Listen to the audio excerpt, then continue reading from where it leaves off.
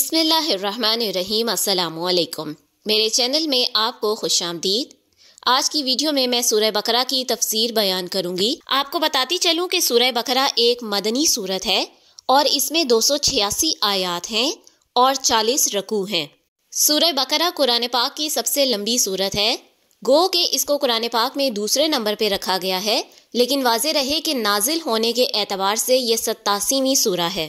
سورہ بقرہ میں اللہ تعالیٰ نے بہت سارے موضوعات پر بات کی ہے اور بہت سارے اہم احکامات جاری کیے ہیں، جیسے کہ قبلے کی تبدیلی کا حکم، حلال اور حرام کا حکم، روزوں کی فرضیت۔ اب ہم بات کریں گے سورہ بقرہ میں موجود انہی احکامات کے اوپر۔ میں 1 سے لے کے 286ویں آیات تک ان آیات کی تفصیل بتاؤں گی اور ان میں موجود احکامات کو بیان کروں گی۔ میں ان تمام آیات کو ایسے بیان کرنے کی کوشش کروں گی کہ اگلی دفعہ آپ جب سورہ بقرہ کی تلاوت کریں تو آیت کے نمبر کے حساب سے آپ کو معلوم ہو کہ کون سے احکام کی بات کی جا رہی ہے۔ سورۃ بقرہ کے آغاز میں آیت 1 سے لے کر 20 تک اللہ کفار اور منافقین کے بارے میں بات کرتے ہوئے ان کو ملامت کرتے ہیں، جیسا کہ آیت نمبر 6 میں اللہ رب العزت نے فرمایا، جو لوگ کفر پر اڑے ہوئے ہیں آپ انہیں خبردار کریں یا نہ کریں، وہ کبھی ایمان لے کر نہیں آئیں گے۔ شروع کی انہی آیات میں کافروں کو آنے والے عذاب کی وعید بھی دی گئی ہے، جیسا کہ سورہ بقرہ کی آیت نمبر 19 میں اللہ نے فرمایا، اور اللہ کافروں کو ہر جانب سے گھیرے ہوئے ہے۔ اس کے بعد آیت نمبر 21 سے لے کر آیت نمبر 25 میں اللہ نے اپنی عبادت کرنے کی نصیحت کی ہے، جیسا کہ آیت نمبر 21 میں اللہ نے فرمایا، اے انسانوں اپنے رب کی عبادت کرو جس نے تمہیں اور تم سے پہلے لوگوں کو پیدا کیا تاکہ تم اس سے ڈرو۔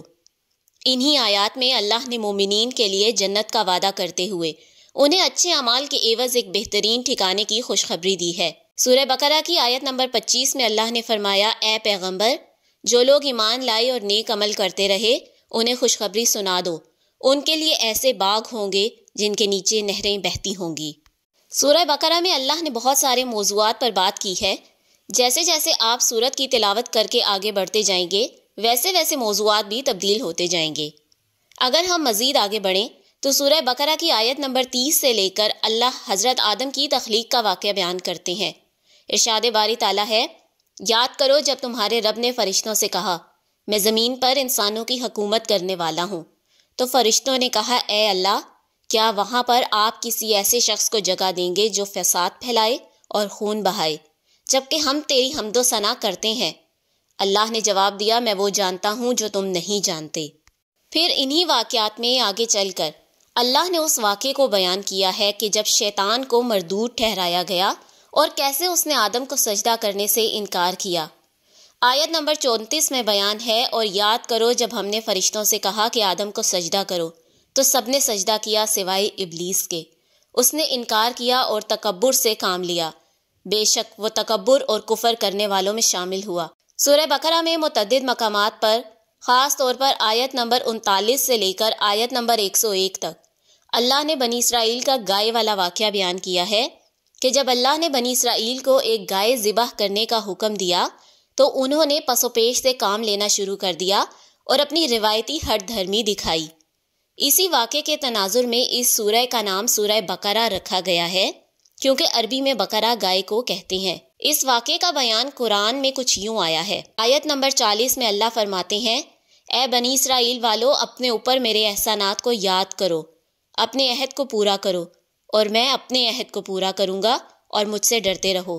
ان آیات میں اللہ بنی اسرائیل کو ان کے اوپر کیے گئے اپنے احسانات یاد کرواتے ہیں، جیسا کہ فرعون سے نجات دینا، من و سلوہ عطا کرنا، ان کو عزت کے ساتھ ایک ملک عطا کرنا، حضرت موسیٰ کی لاٹھی سے چشمے جاری کر دینا، اور پھر اس کے بعد اللہ تعالیٰ کہتے ہیں کہ اتنے احسانات کے باوجود بھی بنی اسرائیل نے اللہ کے احکامات سے منہ موڑا۔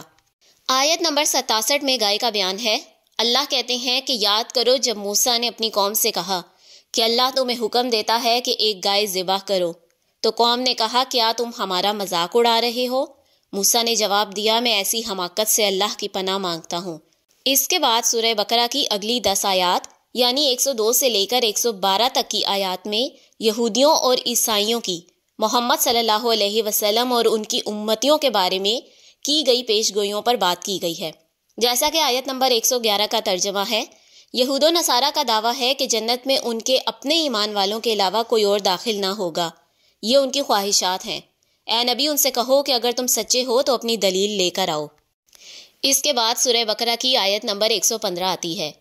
اس آیت میں اللہ نے قبلے کا اعلان کیا اور فرمایا کہ مشرق اور مغرب اللہ کے ہیں، لہٰذا تم جدھر بھی رخ کرو اللہ کی طرف منہ کرو، بے شک اللہ ہر چیز کا احاطہ کرنے والا اور سب کچھ جاننے والا ہے۔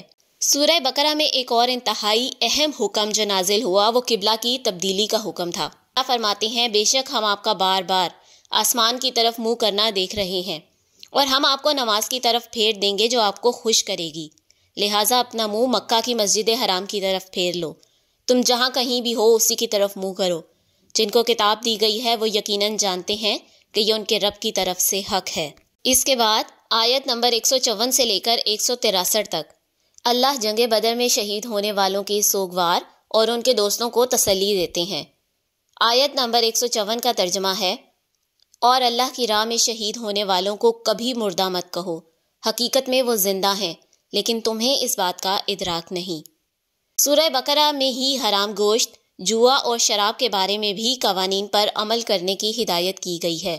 آیت نمبر 168 میں اللہ نے فرمایا ہے، اے انسانوں زمین کی حلال اور پاکیزہ چیزوں میں سے کھاؤ اور شیطان کے نقش قدم پر نہ چلو، بے شک وہ تمہارا کھلا دشمن ہے۔ سورہ بقرہ کی آیت نمبر 173 میں اللہ نے مردار، خون اور خنزیر کو حرام کرتے ہوئے فرمایا، اس نے تم پر صرف مردار، خون، خنزیر اور جو چیز اللہ کے سوا کسی اور کے نام پر ذبح کی گئی ہو اسے کھانے سے منع کیا ہے۔ سورہ بقرہ میں جن انتہائی اہم موضوعات پر بات کی گئی ہے انہی میں سے ایک معاملہ قصاص کا بھی ہے۔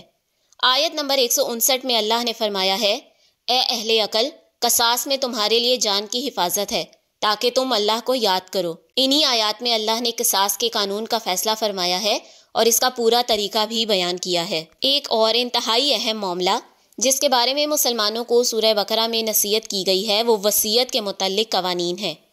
آیت نمبر 180 سے لے کر 182 تک اللہ نے وصیت کے قوانین واضح کرتے ہوئے اس بات کا حکم دیا ہے کہ تم میں سے جس کی بھی موت کا وقت قریب آ جائے وہ عدل و انصاف کے ساتھ وصیت کرے، اور ساتھ ساتھ اس بات پر بھی زور دیا ہے کہ جو بھی وصیت کو سن کر اس کو بدل دے اس کے لیے سخت عذاب کا وعدہ ہے۔ مزید آگے چل کے سورہ بقرہ کی 183 سے لے کر 187ویں آیات، ان آیات میں اللہ نے رمضان اور روزے کے معاملات کے بارے میں ہدایات دی ہیں۔ روزوں کی فرضیت بھی سورہ بقرہ میں کی گئی ہے۔ سورہ بقرہ کی آیت نمبر 183 میں اللہ نے فرمایا، اے ایمان والو، تم پر روزے فرض کیے گئے جیسا کہ تم سے پہلے لوگوں پہ فرض کیے گئے تھے، شاید کہ تم اللہ سے ڈرو۔ روزوں کے معاملات کے بارے میں سورہ بقرہ میں بہت تفصیل سے بیان آیا ہے اور مسلمانوں کو اس بات کی بھی نصیحت کی گئی ہے کہ اگر کسی وجہ سے وہ رمضان کے روزے پورے نہ رکھ سکیں اور بیماری اور سفر کی وجہ سے ان کے روزے رہ جائیں تو وہ بعد میں اپنے روزے مکمل کریں۔ سورہ بقرہ کی آیت نمبر 207 اور 208 میں اللہ نے مسلمانوں کے اوپر اس بات کا زور دیا ہے کہ وہ اسلام کو پورے دل کے ساتھ قبول کریں۔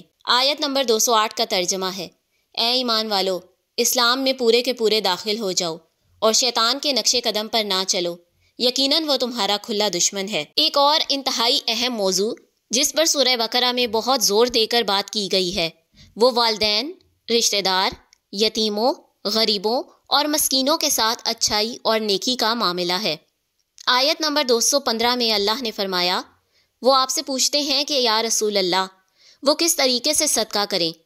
کہو تم جو بھی عطیہ دیتے ہو وہ اپنے والدین، رشتہ داروں، یتیموں، غریبوں اور مساکین کے لیے ہے، تم جو بھی نیکی کرتے ہو یقیناً اللہ کو معلوم ہے۔ آگے چل کے سورہ بقرہ کی آیت نمبر 255 اللہ کے عرش کی شان بیان کرتی ہے، یعنی کہ یہ آیت الکرسی ہے جس کی فضیلتیں اور برکتیں بے شمار ہیں، جو ہر بری نظر اور بری آفت سے حفاظت کا ایک مستند ذریعہ ہے۔ آیت الکرسی سے بالکل اگلی آیت یعنی کہ آیت نمبر 256، اس آیت میں اللہ نے دین اسلام کے بارے میں فرمایا کہ لا اکراہ فی الدین، اور دین میں کوئی جبر نہیں ہے۔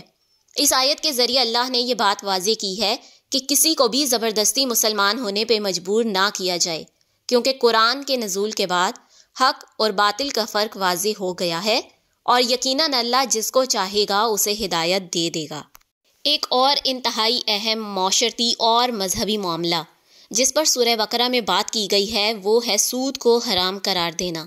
سورہ بقرہ کی آیت نمبر 275 سے لے کے 277 تک اللہ نے اس بارے میں بات کرتے ہوئے فرمایا کہ جو لوگ سود کھاتے ہیں وہ قیامت کے دن ان لوگوں کی طرح کھڑے ہوں گے جنہیں شیطان نے چھو کے پاگل کر دیا ہو۔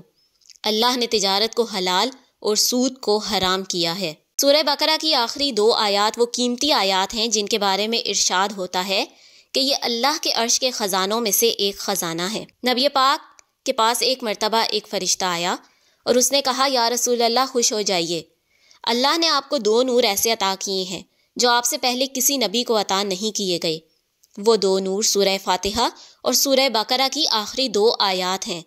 نبی پاک صلی اللہ علیہ وسلم نے ہر مسلمان کو اس بات کی تلقین کی ہے وہ سورہ بقرہ کی آخری 2 آیات کو یاد کرے اور ہر طرح کے آفات، جادو ٹونے اور بری نظر اور بیماری سے اللہ کی پناہ مانگے۔ آج کی اس چھوٹی سی کاوش اور ویڈیو میں نے سورہ بقرہ کو انتہائی آسان اور مختصر طریقے سے بیان کرنے کی کوشش کی ہے۔ آپ اس ویڈیو کو پورا دیکھیں اور اس کو اپنے پیاروں اور خاص طور پہ بچوں کے ساتھ ضرور شیئر کریں تاکہ آپ قرآن سیکھنے اور سکھانے کا ایک ذریعہ بنے۔ جزاک اللہ۔